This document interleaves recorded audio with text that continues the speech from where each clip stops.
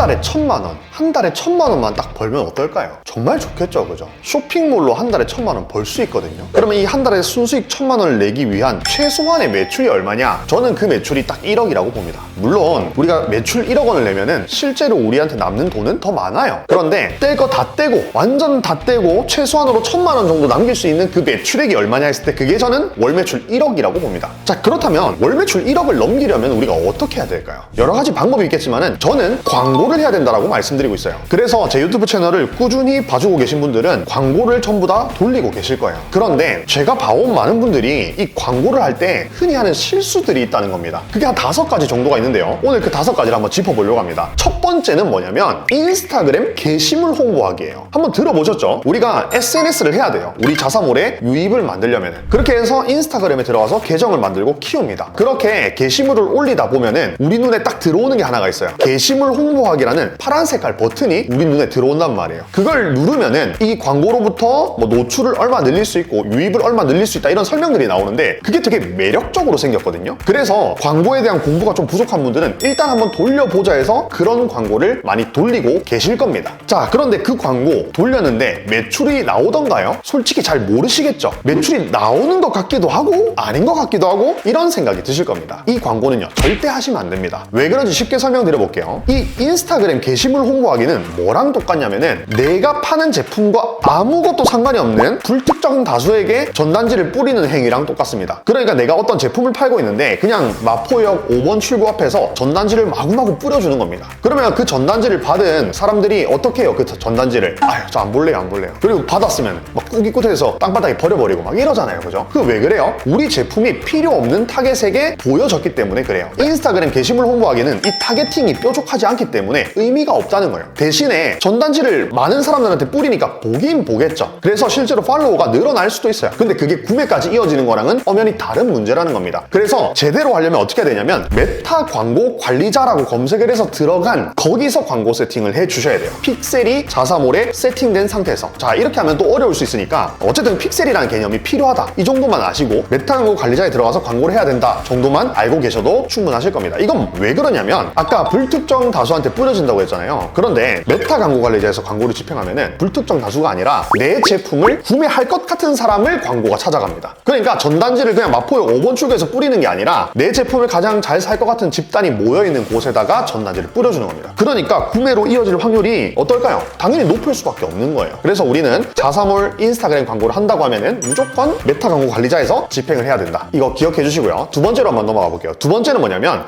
타겟팅을 너무 좁게 한다는 거예요. 자, 이거는 공부를 조금 해본 분들한테 많이 나타나는 실수 유형이에요. 광고에서 타겟팅이 중요하다는 거를 공부해보니까 많은 분들이 그렇게 얘기를 하는 거예요. 그래서 우리가 광고를 세팅할 때 타겟팅을 막 설정합니다. 구매할 것 같은 사람, 그리고 뭐 어떤 거에 관심사가 있고 나이는 몇 살부터 몇 살이고 이런 식으로 조건들을 막 달아요. 자, 이렇게 되면 어떤 일이 벌어지냐면 그 타겟팅의 범주가 너무 좁게 되어버립니다. 그래서 광고가 볼륨이 어느 정도 나야 매출액이 올라오거든요. 빠르게 올라온단 말이에요. 그런데 타겟팅이 너무 좁으면은 이게 역효과가 나는 겁니다. 내 광고를 많은 사람들이 봐야 되는데 너무 작은 사람들이 보니까 이게 볼륨을 내려고 해도 낼 수가 없는 거죠. 볼륨이라고 하면 뭐냐면 매출액인 거예요. 우리가 1차적으로 보통 쇼핑몰 시작했을 때 목표 매출액을 얼마로 잡냐면 월 1억으로 잡거든요. 근데 그 1억을 내려면은 어느 정도 나와야 되는 그 타겟의 크기가 있는데 거기까지 미치지 못하는 경우가 종종 있더라는 거예요. 그래서 제가 팁을 좀 드릴게요. 의류 쇼핑몰을 한다고 하면은 타겟팅을 조금 넓게 잡아보세요. 그래서 그 범위가 얼마냐 했을 때 한 1,000만 명 정도라고 보시면 되겠습니다. 그래서 내가 어떤 걸 세팅했는데 1,000만 명보다 너무 밑으로 내려간다면은 아, 내가 지금 타겟팅을 너무 좁게 하고 있구나. 좀 더 늘려보자 라고 생각하셔가지고 테스트를 한번 해보시기 바랍니다. 아시겠죠? 자, 그리고 세 번째 실수는 뭐냐면 광고비 1예산을 너무 작게 세팅한다는 거예요. 뭐 예를 들어서 네이버에는 GFA나 쇼핑 검색 광고나 여러 광고들이 있는데 여기서는 CPC를 최소한으로 잡는 거예요. 막 100원, 120원 이렇게 거는 거고 메타 광고에서는 1예산을 2,000원, 3,000원, 5,000원 이렇게 거는 거예요. 이런 식으로 광고비를 과도하게 좁게 잡으면 어떤 일이 벌어지냐면 광고비를 써야 광고가 노출이 되는데 노출이 안 되는 거예요.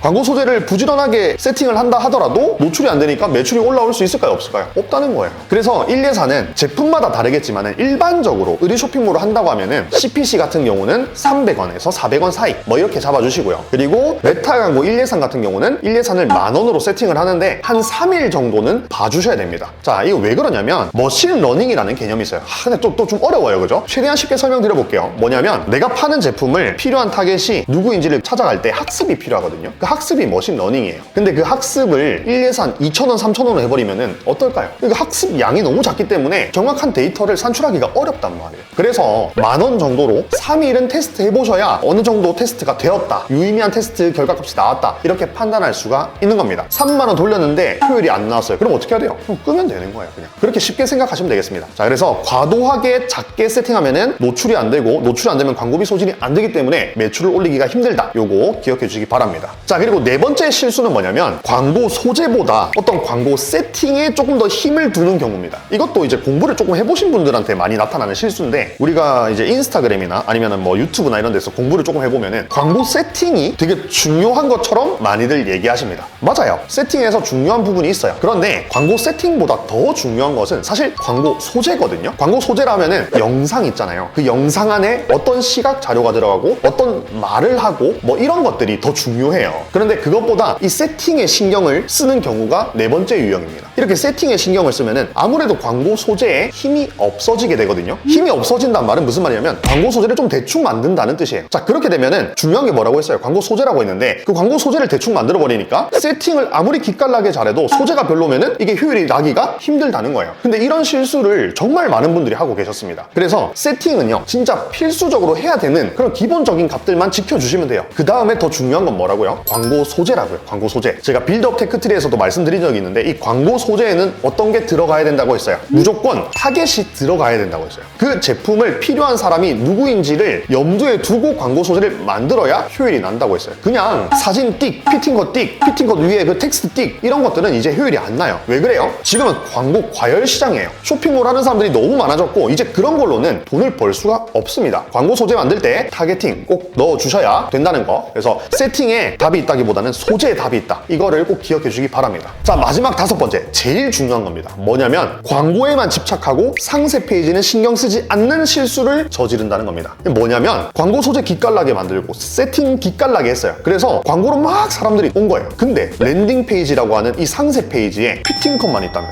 아무래도 효율이 떨어질 수밖에 없다는 겁니다. 그래서 상세 페이지는 필수예요, 필수. 상세 페이지에 뭐 들어가야 된다고 했어요? 우리가 감정을 건드릴 수 있는 후킹 요소들, 그리고 비교 제품을 확보해서 내 제품 그냥 좋아요가 아니라 어떤 상품의 어떤 포인트에 대비해서 내 제품이 왜 좋은지를 얘기하는 어떤 일련의 설득 구간이 있어야 된다고 말씀드렸잖아요. 그게 있고 없고가 전환율의 차이가 정말 크거든요. 근데 광고에만 집착하다 보니까 이 상세 페이지를 놓치는 경우가 많이 있더라는 겁니다. 의류 쇼핑몰이라고 해서 그런 요소가 필요 없다, 이거 잘못된 생각입니다. 우리가 어쨌든 의류 카테고리를 하고 있더라도 뭘 하는 거예요? 판매를 하는 거잖아요. 판매를 하려면은 설득을 해야 된다는 거, 이거 꼭 기억해 주시기 바랍니다. 자, 오늘 이렇게 광고를 할 때 흔히 저지르는 실수 5가지에 대해서 한번 알아봤는데요. 이 5가지만 이해를 하셔도 광고의 도사가 될 수 있고, 광고의 도사가 되면 어떻게 돼요? 월 매출 1억은 그냥 쉽게 넘어갈 수 있는 겁니다. 만약에 이 내용들이 조금 이해가 안 되고 좀 어렵다 하시면은 제가 고정 댓글에 시리즈 영상 링크를 남겨놨거든요. 1화부터 13화까지 정주행 한번 해보시고 쇼핑몰 공부를 제대로 한번 해보시기 바랍니다. 지금 쇼핑몰은 많이들 창업하고 있지만 제대로 창업하는 분들이 많이 없다고 생각해요. 그 말은 무슨 말이에요? 내가 제대로 공부만 하면은 매출을 낼 수 있다는 말입니다. 그래서 옹크트리 유튜브 채널 구독하시고요. 제대로 공부해서 월 매출 1억 한번 넘어봅시다. 오늘 제가 준비한 내용은 여기까지입니다. 감사합니다.